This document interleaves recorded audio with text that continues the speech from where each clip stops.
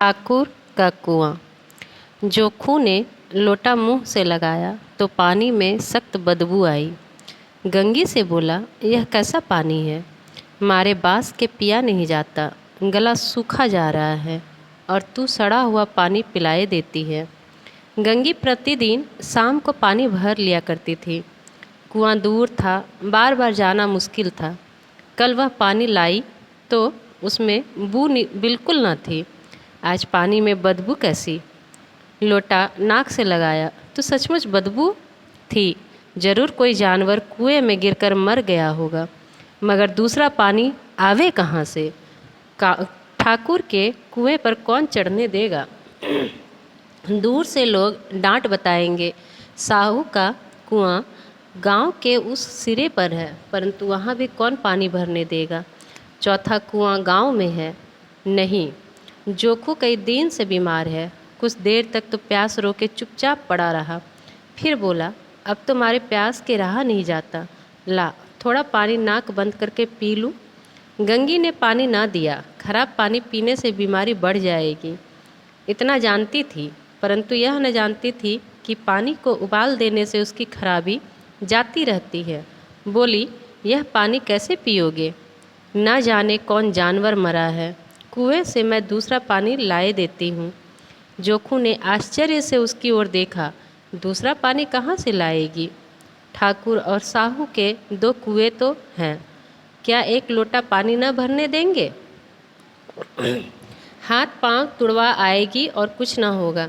बैठ चुपके से, ब्रह्म देवता आशीर्वाद देंगे, ठाकुर लाठी मारेंगे, साहू जी एक के 5 लेंगे। गरीबों का दर्द कौन समझता है?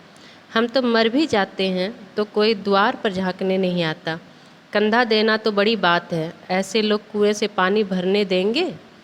इन शब्दों में कड़वा सत्य था। गंगी क्या जवाब देती, किंतु उसने वह बदबूदार पानी पीने को ना दिया। रात के 9 बजे थे। थके मांदे मजदूर तो सो चुके थे। ठाकुर के दरवाजे पर 10-5 बेफिक्रे जमा थे। मैदानी बहादुरी का तो अब न जमाना रहा है, न मौका। कानूनी बहादुरी की बातें हो रही थी। कितनी होशियारी से ठाकुर ने थानेदार को एक खास मुकदमे में रिश्वत दे दी और साफ निकल गए। कितनी अक्लमंदी से एक मौके के मुकदमे की नकल ले आए। नाजिर और मुहत्तमीम सभी कहते थे, नकल नहीं मिल सकती। कोई 50 मांगता, कोई 100। यहाँ बेपैसे कौड़ी नकल उड़ा दी। काम करने का ढंग चाहिए। इसी समय गंगी कुएं से पानी लेने पहुंची। कुप्पी की धुंधली रोशनी कुएं पर आ रही थी। गंगी जगत की आड़ में बैठी मौके का इंतजार करने लगी। इस कुएं का पानी सारा गांव पीता है, किसी के लिए रोक नहीं, सिर्फ ये बदनसीब नहीं भर सकते। गंगी का विद्रोही दिल रिवाजी पाबंदियों और मजबूरियों पर चोटें करने लगा। हम क्यों नीच हैं और यह लोग क्यों ऊंच हैं? इसलिए कि ये लोग गले में तागा डाल लेते हैं। यहाँ तो जितने हैं एक से एक छठे हैं। चोरी ये करे, जाल फरेब ये करे, झूठे मुकदमे ये करे। अभी इस ठाकुर ने तो उस दिन बेचारे गडरिये की एक भेड़ चुरा ली थी और बाद में मार कर खा गया। इन्हीं पंडित जी के घर में 12 मासा जुआ होता है। यही साहू जी तो घी में तेल मिलाकर बेचते हैं, काम करा लेते हैं, मजूरी देते नानी मरती है। किस बात में हैं हमसे ऊंचे? हाँ, मुंह में हमसे ऊंचे हैं। हम गली गली चिल्लाते नहीं हैं कि हम ऊंचे हैं, हम ऊंचे हैं। कभी गांव में आ जाती हूँ तो रस भरी आँखों से देखने लगते हैं, जैसे सबकी छाती पर सांप लौटने लगता है। परंतु घमंड यह कि हम ऊंचे हैं। कुएं पर किसी के आने की आहट हुई। गंगी की छाती धक धक करने लगी। कहीं देख ले तो गजब हो जाए, एक लात भी तो नीचे ना पड़े। उसने घड़ा और रस्सी उठा ली और झुक कर चलती हुई एक वृक्ष के अंधेरे साये में जा खड़ी हुई। कब इन लोगों को दया आती है किसी पर? बेचारे महंगू को इतना मारा कि महीनों लहू थूकता रहा, इसलिए तो उसने बेगार न दी थी। उस पर ये लोग ऊंचे बनते हैं। कुएं पर 2 स्त्रियां पानी भरने आई थी। इनमें बातें हो रही थी, खाना खाने चलो, और हुक्म हुआ कि ताज़ा पानी भर लाओ।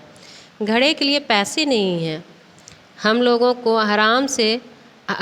को आराम से बैठे देखकर जैसे मर्दों को जलन होती है। हाँ, यह तो ना हुआ कि कलसिया उठाकर भर लाते, बस हुक्म चला दिया कि ताज़ा पानी लाओ, जैसे हम लौंडियाँ ही तो हैं। लौंडियाँ नहीं तो और क्या हो तुम? रोटी कपड़ा नहीं पाती, 10-5 रुपये छीन झपट कर ले ही लेती हो, और लौंडिया कैसी होती है? मत लजाओ दीदी, छीन भर आराम करने को जी तरस कर रह जाता है।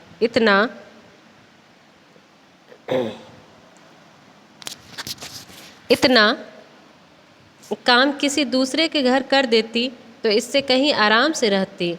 ऊपर से वह एहसान मानता, यहाँ काम करते करते मर जाओ। पर किसी का मुंह ही नहीं सीधा होता।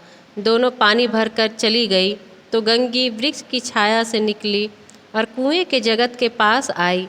बेफिक्रे चले गए थे। ठाकुर भी दरवाज़ा बंद कर अंदर आंगन में सोने जा रहे थे। गंगी ने क्षणिक सुख की सांस ली। किसी तरह मैदान तो साफ हुआ। अमृत चुरा लाने के लिए जो राजकुमार किसी जमाने में गया था, वह भी शायद इतनी सावधानी के साथ और समझ बूझ कर ना गया होगा। गंगी दबे पांव कुएं के जगत पर चढ़ी। विजय का ऐसा अनुभव उसे पहले कभी ना हुआ था। उसने रस्सी का फंदा घड़े में डाला, दाएं बाएं चौकन्नी दृष्टि से देखा, जैसे कोई सिपाही रात को शत्रु के किले में सुराख कर रहा हो। अगर इस समय वह पकड़ ली गई तो फिर उसके लिए माफ़ी या रियायत की रत्ती भर उम्मीद नहीं। अंत में देवताओं को याद करके उसने कलेजा मजबूत किया और घड़ा कुएं में डाल दिया। घड़े ने पानी में गोता लगाया, बहुत ही आहिस्ता, जरा भी आवाज़ न हुई। गंगी ने 2-4 हाथ जल्दी जल्दी मारे। घड़ा कुएं से मुंह तक आ पहुंचा। कोई बड़ा सहजोर पहलवान भी इतनी तेज़ी से उसे न खींच सकता था। गंगी झुकी कि घड़े को पकड़कर जगत पर रखे कि एकाएक ठाकुर साहब का दरवाज़ा खुल गया। शेर का मुंह इससे अधिक भयानक ना होगा। गंगी के हाथ से रस्सी छूट गई। रस्सी के साथ घड़ा धड़ाम से पानी में गिरा और कई क्षण तक पानी में हलकोरे की आवाज़ें सुनाई देती रही। ठाकुर कौन है, कौन है, पुकारते हुए कुएं की तरफ आ रहे थे और गंगी जगत से कूद कर भागी जा रही थी। घर पहुंचकर देखा कि जोखू लोटा मुंह से लगाए वही मैला गंदा पानी पी रहा था।